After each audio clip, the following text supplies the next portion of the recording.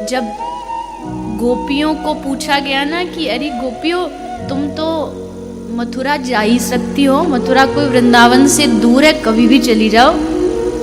तो गोपी कहती है जा तो हम सकती है, लेकिन हमने अपने जीवन भर उस मोर मुकुट गिरधारी का दर्शन किया है, अब हम उस राजाधिराज चक्रधारी कृष्ण को नहीं देखना चाहते। हमें मथुरा वाला कृष्ण पसंद नहीं है। अगर उससे प्रेम है तो इसी ब्रज में उसी रूप में दर्शन देगा, तो उसकी आराधना करें। फिर भी जब विरह असह्य हो गया, जब विरह सहन से बाहर हो गया, तो गोपी बोली श्री राधा रानी से, हे श्री जी अब तो चल दो, एक बार तो चल दो। सुना है श्री कृष्ण द्वारिका से कुरुक्षेत्र आए हैं महाभारत के युद्ध के लिए, अब तो चलो। तो कठोर हृदय से श्री जी चल पड़ी अपनी सखियों के साथ कुरुक्षेत्र। शिविर लगा था, द्वारिका से 16,108 रानियां आई थी, श्री कृष्ण भी आए हैं। 100 वर्षों का वियोग श्री कृष्ण और राधा का, आज 100 वर्ष बाद मिलन होने वाला।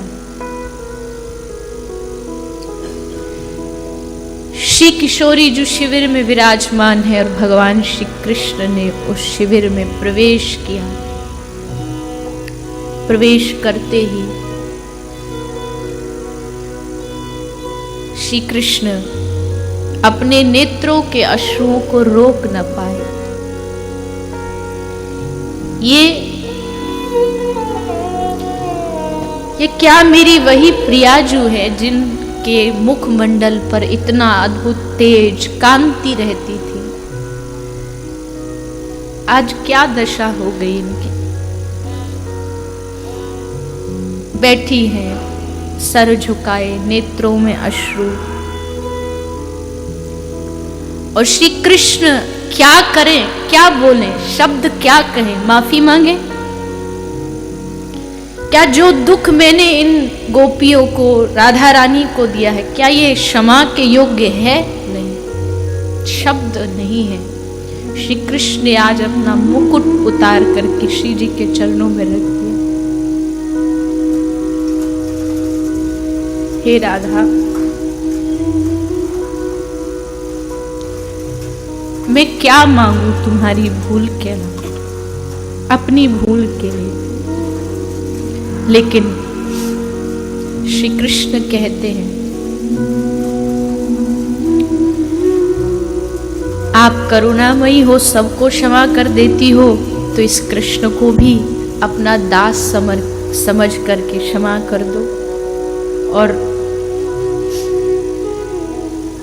वो शब्द याद आते हैं कृष्ण को, जिससे वो श्री राधा रानी की मनुहार करते थे। राधे राधे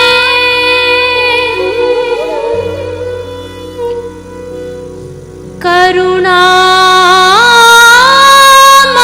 कृष्ण पिया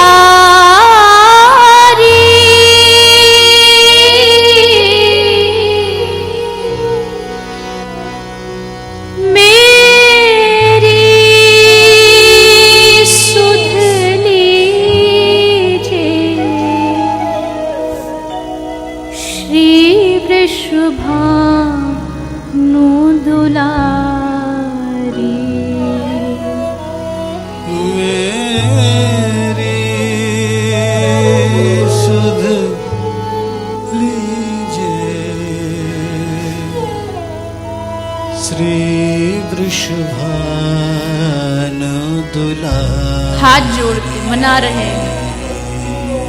हे मनुहारिणी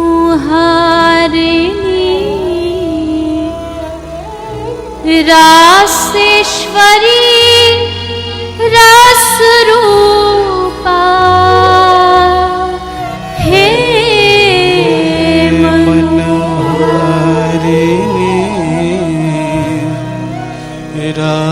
रासेश्वरी रस रूपा हे मनोहारिणी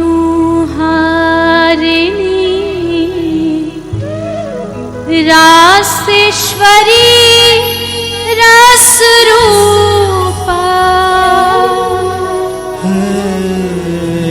मनोहारिणी रासेश्वरी रस रूपा हे ब्रज विलासिनी वासनी ब्रज की भूपा हे ब्रज विलासिनी वासिनी ब्रज की संग में ललिता सह चरी सर्वस्व स्वरूपा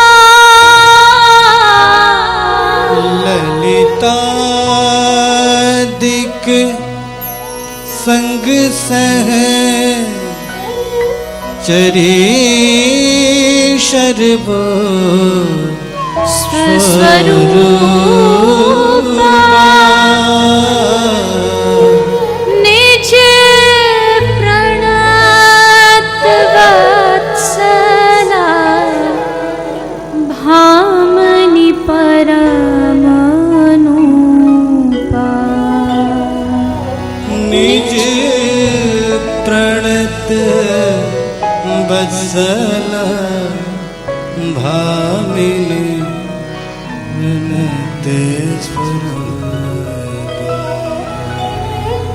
ब्रज गोप वंशमणि ब्रज बरसाने वारी ब्रज गोप वंश मुनि ब्रज बरसाने वारी मेरी सुध लीजो श्री वृषभानु दुलारी मेरी सुध लीजो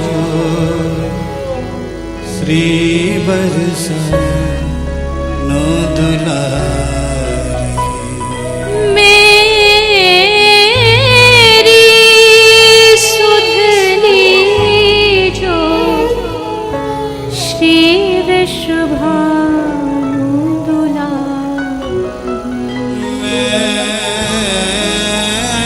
मेरी सुध लीजो श्री वृषभानु दुलारी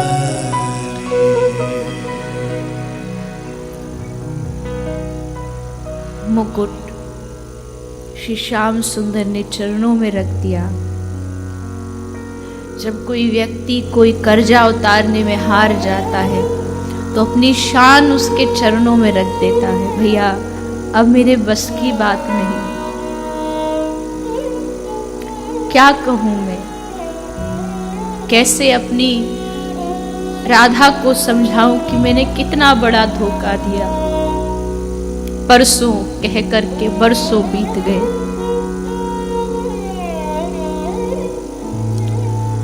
श्री जी ने देखा चरणों में लोटे हैं, पकड़ करके श्याम सुंदर को उठाया। ना श्याम सुंदर ऐसा मत कहिए, आपका कोई अपराध नहीं है, ये कोई आप अपराधी थोड़ी हैं। मैं जानती हूं हमने खुद ने निर्णय किया था कि हम अवतार लेंगे, लीलाएं करेंगे, तो लीला में तो ये होना ही था। और आपसे मेरा संयोग थोड़ी होता है, आप और मैं कोई अलग थोड़ी है।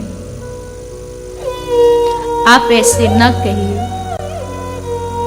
श्याम सुंदर कहते हैं, स्वामिनी, एक प्रार्थना है मेरी, अगर आप स्वीकार कर लें। हाँ ना प्यारे, कहिए।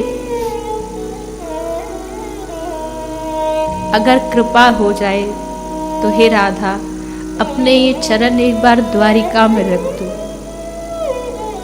वो भूमि धन्य हो जाएगी। एक बार मेरे साथ द्वारिका चल के उस धरती को, उस माटी को पवित्र कर दो। श्री जी के नेत्रों से अश्रु बहते हैं। श्याम सुंदर से कहती है, हे श्याम सुंदर, मैं कितनी असमर्थ हूं आपकी इस प्रार्थना को पूरी करने के लिए, आपकी इस इच्छा को पूरी करने के लिए। प्यारे, सही बताऊं तो कुरुक्षेत्र भी बस एक बार तुम्हें देखने आई हूं, अन्यथा अब ब्रज छोड़ने का मन नहीं करता। उस वृंदावन की भूमि से बाहर जाने का अब हृदय ही नहीं कहता। बस आपकी एक झलक पानी थी, गोपियों की इच्छा थी इसलिए आ गई, अन्यथा मैं उस रज को कैसे छोड़ दूं। तुम तो छोड़ करके चले गए, तुम्हारे बाद किसने संभाला हमें? उस वृंदावन की माटी ने, हे श्याम सुंदर, हमें संभाल करके रखा।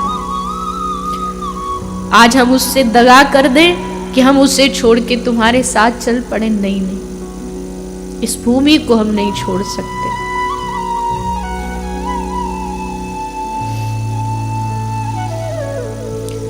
स्वयं श्याम सुंदर से मिलने के लिए जो श्री जी उस धाम को छोड़ने के लिए राजी नहीं हुई, तो सोच के देखिए उस भूमि का कितना महत्व होगा।